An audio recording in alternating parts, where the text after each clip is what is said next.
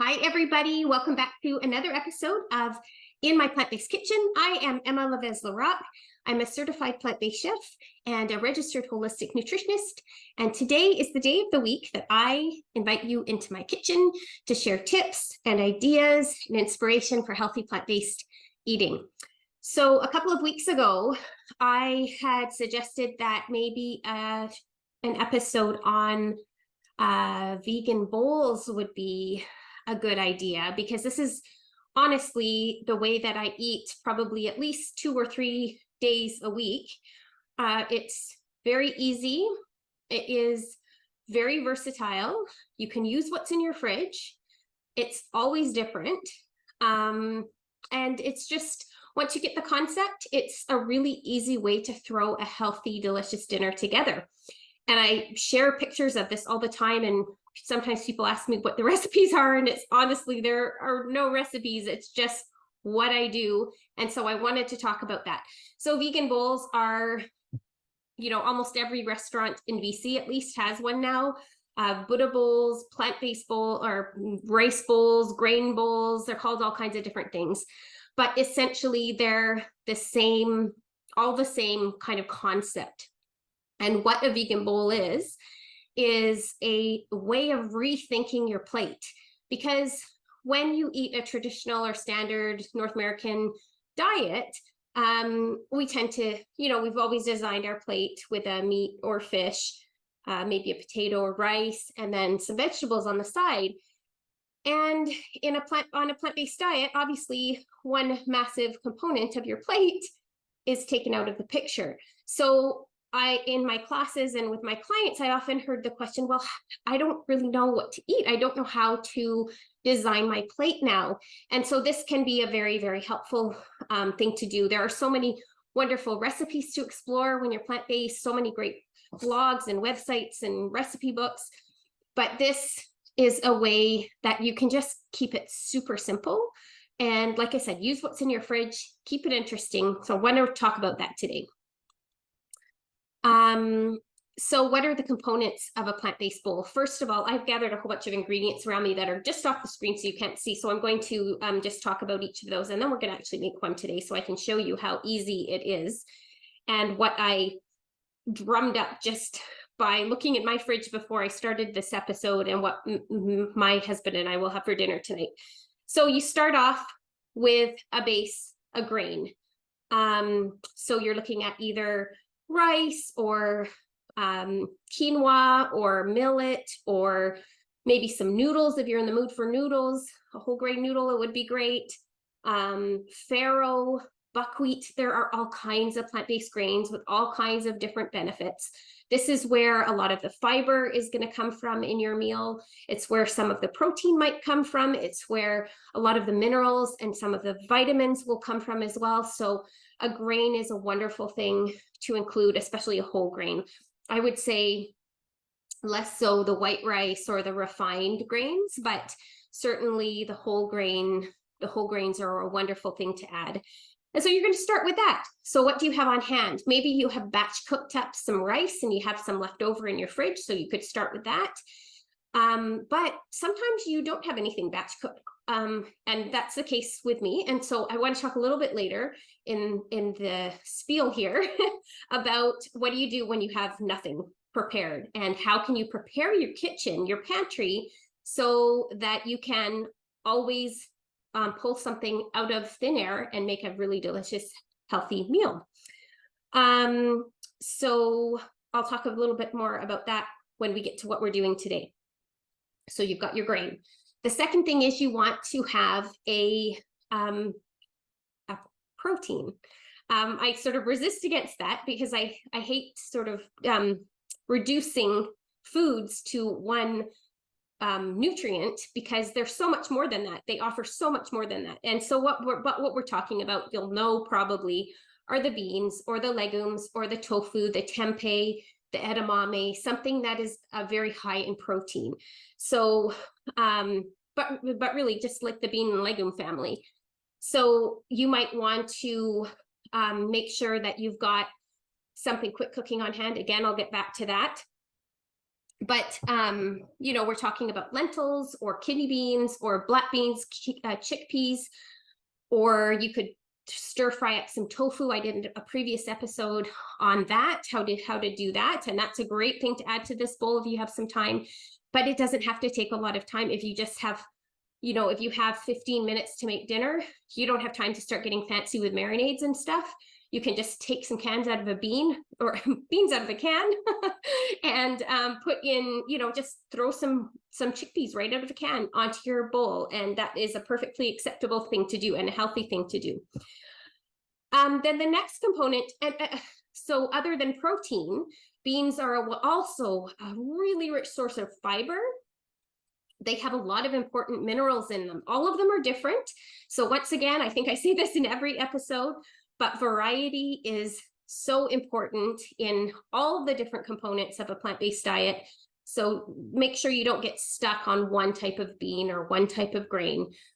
Switch it up all the time, or vegetables, or anything. And it keeps things interesting and you know, inspiring anyway. So the next thing you're going to want to look at is your vegetables. Of course, vegetables become the star of the show in a plant-based diet, of course, and they are a good source of fiber. Most of them, but they're not really the stars when it comes to fiber. They're more the stars when it comes to phytonutrients and minerals and vitamins. So incredibly important, and really important to include, I believe, a combination of raw and cooked vegetables. So I normally just include a variety depending on what I've got. But what I always keep in mind when I'm choosing my vegetables are, one, and I'll talk a little bit more about the beginning of the process, and this will make more sense in a minute, but I think about what type of flavor I'm looking for, what type of cuisine I want to sort of go for, what type of bowl I'm doing. And two, color, texture, cooked and raw. Those are things I consider when I'm thinking about, okay, what goes with this particular bowl. Always I try to include some kind of leafy green and or a cabbage of some kind, because these, as I talked about in last week's episode, are the superstars, your nutrient dense, your most nutrient dense, lowest in calories, biggest bang for your buck. We should be eating them every day if we can. And it's always easy to throw in a handful of greens, some kale, some spinach, like I said, some red cabbage. I always have a red cabbage on hand because it lasts so long in the fridge, and you can always just shave off a little bit, and you're gonna be giving your microbiome something it loves to eat and is going to help it to be very healthy, as well as a ton of antioxidants and phytonutrients that are beneficial for your health.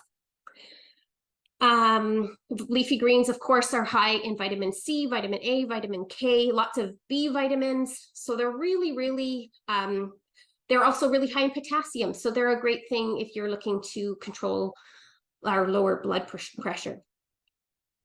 The next element is going to be a nut or a seed. You don't have to include a nut or a seed, especially if you're trying to lose weight and on a lower fat diet, but they're a healthy source of they're a really healthy source of fats, and fats are important for us. Some fat is important for us to be able to absorb the fat soluble nutrients like vitamin K and vitamin A. So a healthy source of fat is a good thing to add. Nuts and seeds are incredibly rich in minerals and fiber and protein as well. So they're a good thing to add.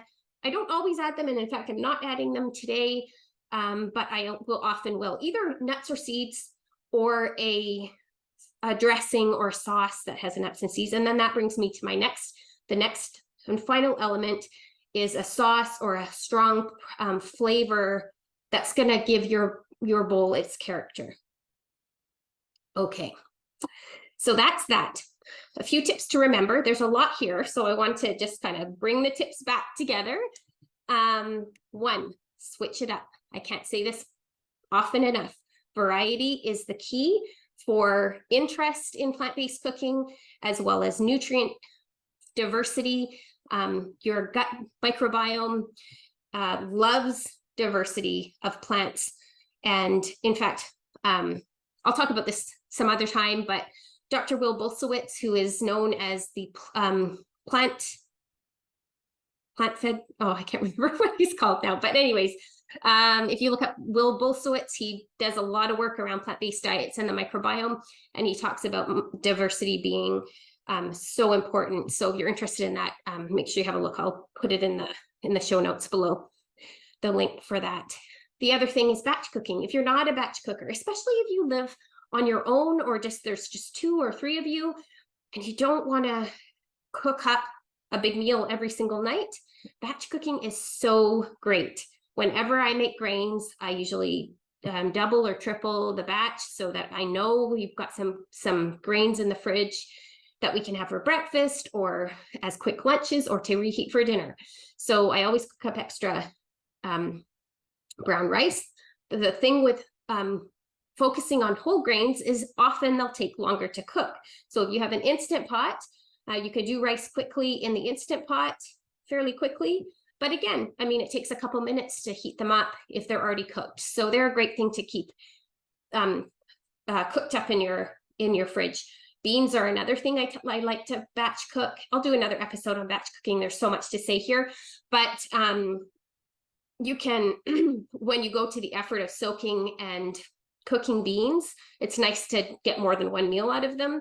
So I will do that and have a bunch of different 1.5 cup sizes, which is about the size that you get in a can. Throw them in the freezer, and then they'll be ready to go for a chili or a curry or whatever I want. But I will also talk about quick cooking beans and legumes. And then tip number 3 is make sure you include some raw and some cooked. Raw is important because you get a lot of the enzymes that exist in foods.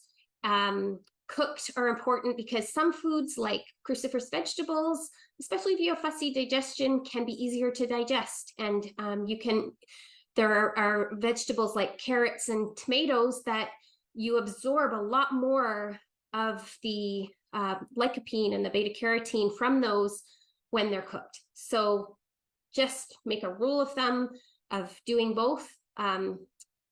Consume some raw and some cooked with every meal, and you'll be golden. And then the last tip is what I keep mentioning: keep some quick cooking components on hand. So I'll just talk a little bit about quick cooking components for each of the components that I talked about, ideas. So quinoa, excuse me, quinoa, if you haven't had it before, I'd be a bit surprised because it's pretty common now. But if you haven't had it before, it is a wonderful thing to keep in your pantry because it only takes 15 minutes to cook, and it cooks up. So that's really one of my go-tos. It's really high in protein. It actually has all the essential amino acids. It's one of the few plant-based foods that does, that we need. So it's a great thing to consume regularly. It's also delicious. And I'm going to give you a few tips for cooking it because I've had a lot of people who said, I always get mushy quinoa, and I'm going to give you a couple tips about that when we get to cooking, because that's what we're making today. Other quick cooking grains, or I think the other big one tip for grains is to batch cook. With brown rice, for example, I always do my brown rice in my Instant Pot, and on the stovetop, it can take 40-45 minutes. In the Instant Pot, it takes 22 minutes. And so the best ratio, I don't even remember where I found this, but I've been doing it like this ever since. 2 cups of rice, 2.5 cups of water for 22 minutes in the Instant Pot. It turns out beautifully every time. The texture is perfect, and it's just really delicious. So like I said, I cook that up all the time, or farro, or kamut, or something interesting. Again, keep it interesting and keep them in the fridge. You can freeze most grains as well. So that's another thing to remember. If you are worried about wasting things, just cook it, cool it, freeze it, and then you've got it to pull out of the freezer when you want it.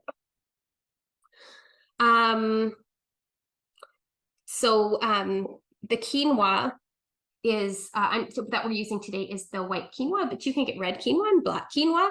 And I think that I believe that they're all considered whole grains, as far as I know. The red and the black quinoa likely have antioxidants because, as I've talked about before, whenever you choose foods that are darker in color, they usually are going to have more anthocyanins and things like that in them. So if you want to experiment with the darker ones, that's a good thing to do as well. I just happen to have the white handy today, so that's what I pulled out. Lentils and canned beans. So important because lentils, again, are super quick cooking. Red lentils, I've got some here. These are, you can see, they're great for curries. They're great for, I add them to my oatmeal. I'm going to do another one on breakfast sometime to do with savory oats. I love adding them to oatmeal because they cook along with rolled oats. Perfect timing. Great way to get some beans into your breakfast or some legumes into your breakfast. They take about 15 minutes, so they're a great one to keep on hand, but all lentils really cook between 15 and 20 minutes. So brown lentils, black beluga lentils are some of my favorites. French puy lentils, there's all kinds of lentils to choose from, and they cook up really quickly. And keep some canned beans on hand. These ones, it's a good idea to get the ones without any salt added because some of them can add some sodium to your diet. But I usually keep black beans and chickpeas on hand in cans because I use them so often.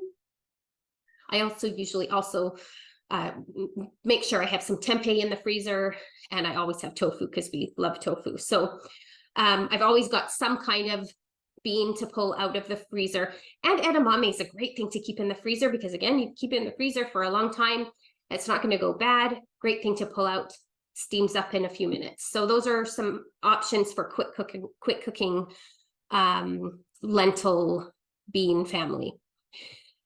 For your veggies, this can be a little bit tricky because obviously you have to worry about the shelf life of them. So what I like to do is I like to make sure I always have a stock of frozen vegetables. Again, a lot of people think, oh, frozen vegetables aren't as nutritious. In fact, they're pretty much the closest thing to the top of the nutrition chain, if I can put it to that, or as nutritious as fresh vegetables. Obviously, a fresh vegetable right off the stalk from your garden or your farmer's garden is the ultimate. But especially as we're heading into the winter months, frozen vegetables become really important, and they are picked and flash frozen right at their optimal nutrition. So they're actually often sometimes more nutritious than the fresh vegetables that we're going to get from that have been sitting on the shelf or the grocery store shelf for a long time. So I like to keep I usually keep corn and peas. What else? Those are really the big ones, I guess. I usually keep those ones, but those are great things to keep on hand. And keep in mind, don't be afraid of using your frozen veggies. Root veggies are another one. They keep a long time. Like I said, also cabbage. Those are things I usually always have on hand. So beets and carrots I usually keep. Onions I always have. Garlic I always have. And so you can see what I'm getting at with these things that I always have in my pantry. I can always make a meal. And it just depends on how I choose to use them, what I choose to do with them. That determines the outcome of what it looks like. What else here? Frozen greens. Actually, that's the other thing that I really like to. I like to freeze kale and spinach in the summer when there's so much around. I blanch them, flash freeze or freeze them. I don't really flash freeze them. I don't have the freezer to do that, but I freeze them, and then you can always pull those out and throw them into a soup, or you can steam them up, warm them up, steam them, and add them to a bowl like this. So they're a great thing to have in the freezer as well. And you can buy them at the grocery store. You don't have to do them yourself. And then a favorite sauce. This is actually where I probably fall down the most. I always end up I usually have to make a sauce. Today I'm not making a sauce, and I'll tell you why in a minute. But if you have a healthy sauce that you can get at the grocery store, you've looked at the ingredients and it's a good, there aren't any nefarious things in there that you don't recognize, or a lot of sugar or salt or sodium, then I think it's a great thing to have something in your fridge that you can pull out, because again, then you've got your 15-minute dinner. Or if you have a sauce that you love to make, I'm going to include 2 recipes, one for my peanut sauce and one for my goddess dressing, on my blog this week, that are really nice ones to use with any bowl. And those are great ones. Both of them can be frozen, so you could make up a big batch of those and throw them in your freezer, and away you go. So, and those are 2 that I will often sort of batch cook when I make them, and then I have them for a while until I have to come back and go, okay, what am I going to use for my sauce? But today we're not going to need a sauce, and there's a reason why, and why don't we get started? Let's get into the actual cooking here. So today we're going to make a Mexican bowl. I shared a picture of one of our Mexican bowls a couple weeks ago and got so many comments on it saying, oh my goodness, can you come and cook my dinner for me? And there's no need, because it's so easy, you can do it yourself. And I wanted to go over that today. So the things to think about as you get started making your bowl tonight or some other night, hopefully in the near future. 1, what's the flavor profile you want to go for? So I've decided to go with Mexican today. It's often one of our go-tos. We love Mexican bowls, but some other I take inspiration from other cuisines. Like sometimes I'll make a Japanese bowl or a Thai bowl, or a like I said, a peanut bowl, which is not another cuisine, but a peanut sauce, which is very common at grocery stores, restaurants, and or goddess bowls. That's the other one. But you can do really any cuisine that you can think of, Mediterranean. You just need to have, often it's the sauce or the spices or the aromatics that you're using that are going to make it into that, flavor that you associate with that cuisine. So you think about that, and what kind of elements you have in your kitchen that you don't have to go rush down to the grocery store to get. And then how much time do you have? I don't have that much time today, and I wanted to do this as part of the video. So again, I went with my quick cooking elements. And dinner is going to come together in, I am going to do some squash in the Instant Pot. So that's probably going to take about 25-30 minutes. And that will be my longest element. So I'll be able to have dinner on the table in about 35-40 minutes, which is fine for me today. If I didn't do the squash, this would be a 20-25 minute dinner. So usually the deciding part is one of the longer parts of this process. So we're going to actually get our squash going first. So I have a Kabocha squash. I did a whole video on this and how to do this the other day, so I'm not going to go into too much detail.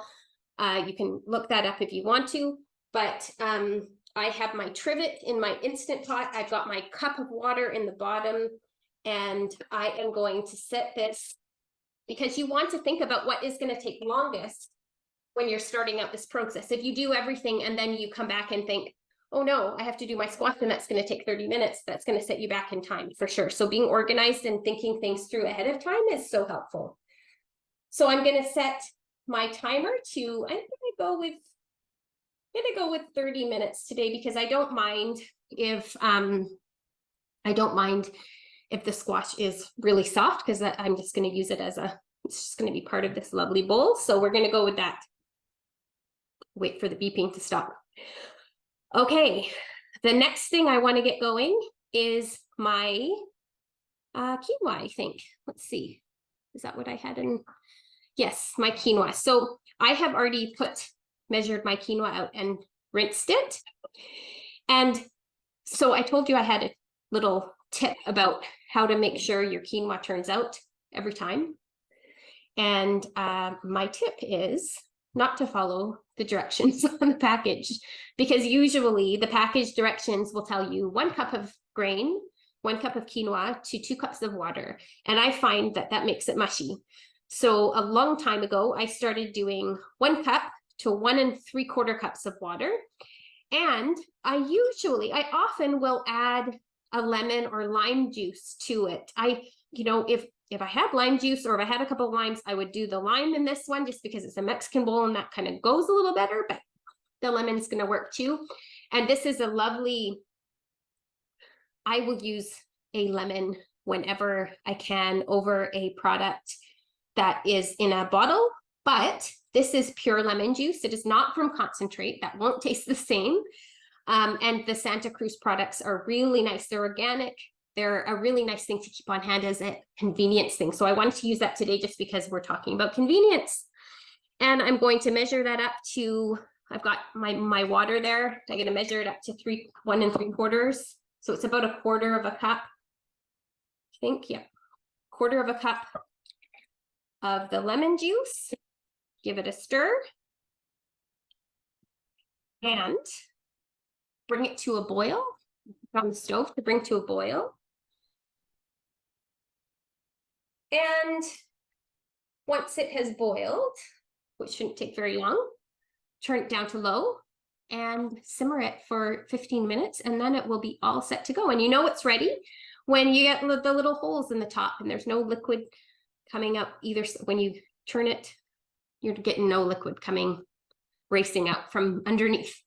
And the quinoa can be done ahead of time and it just gets better with time, so it's a good thing to get going. The third thing I'm going to add to my bowl today, so we've got some quinoa, we've got some squash. I'm going to share a picture of this because I'm not going to actually make you wait around for the squash to cook and assemble everything.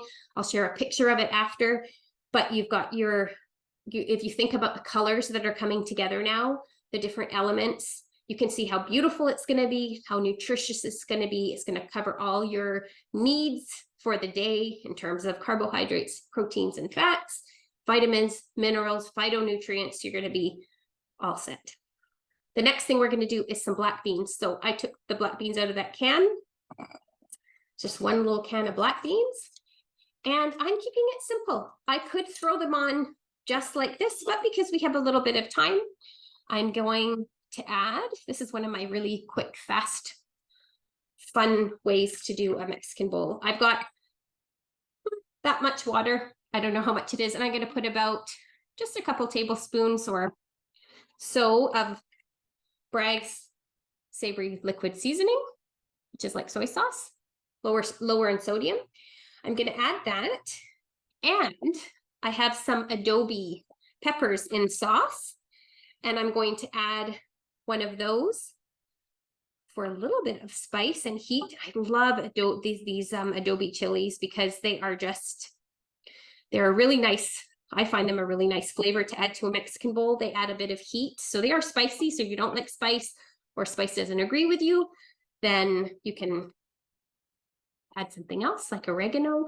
But as I spoke about in another video, you want to add those herbs and spices because they are so health promoting as well. They add another element of benefit to our meals. I'm going to just put this so you can see there's not a ton of liquid in there, but it's just going to simmer away on the stove. I'm not going to bother covering this. I'm going to put it just on sort of just under medium, maybe medium low, to just perk away while we get everything else ready. And it will just warm up and absorb some of those flavors, and they're gonna be delicious.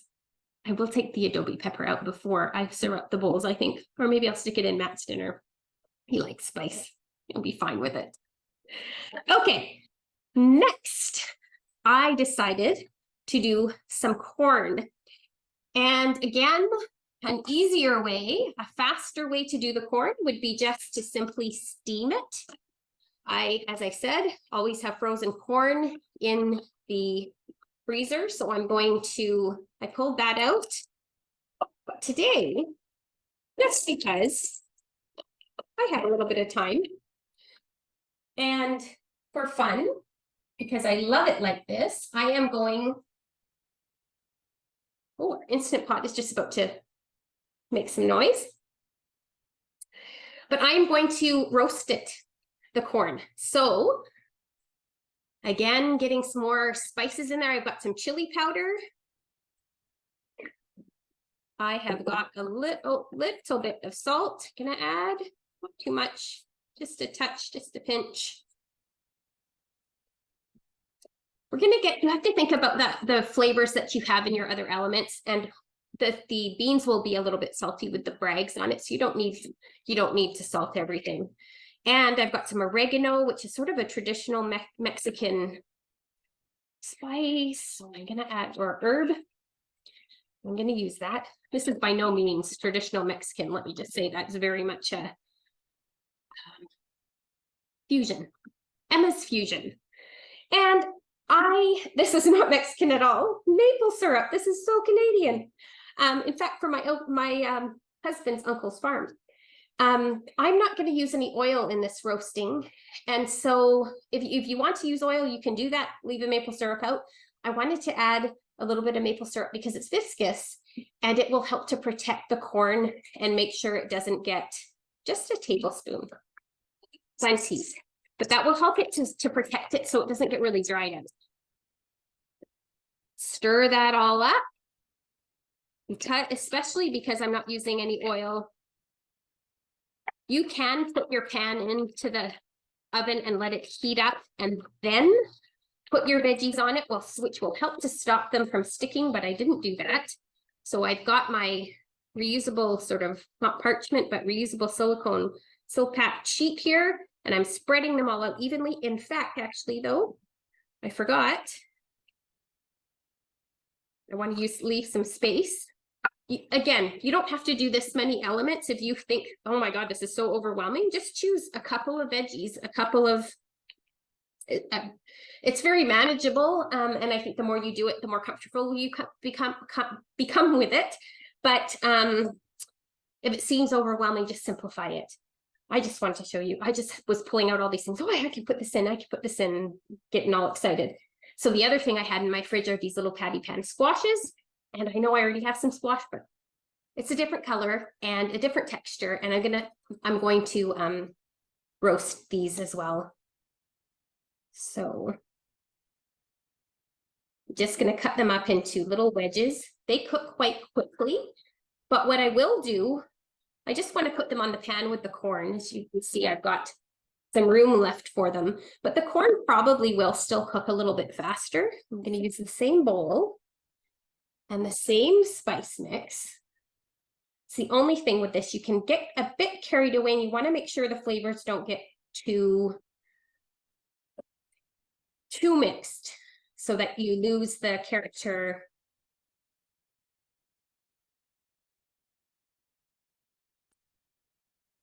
of your food. All right. I'll do one more, I think. I love these little patty pan squashes. And the nice thing about this is we probably won't eat all of this in one sitting. I'm sure we won't. But all of this is going to keep well. And so it'll be leftovers for probably Matt's lunch later this week.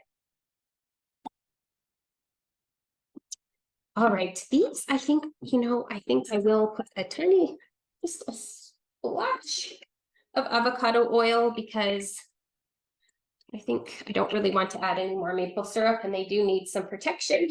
So done that. Actually, I'm not going to add any more salt to those. That'll bring too much water out of these, I think. I'm going to add my oregano and a little bit of chili powder. And those are all ready to go. Put those on my pan. We're just eating this. All right, there we go. So like I said, I'll keep an eye on the corn, and if that's ready before the squash is ready, then I will just take the corn off and the squash can go back in the oven, which you won't see, but you'll see the results. So next best thing. Okay, I'm just gonna put this over here for now. Actually, I guess I can put it in the oven. There we go. All right, next we've got our raw, and this is so easy because all you have to do is chop it or not. My greens, I'm going to use some baby spinach.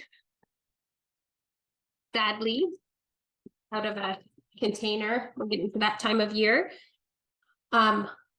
Avocado, of course. So this is some nice healthy fat. Avocado is super high in fiber.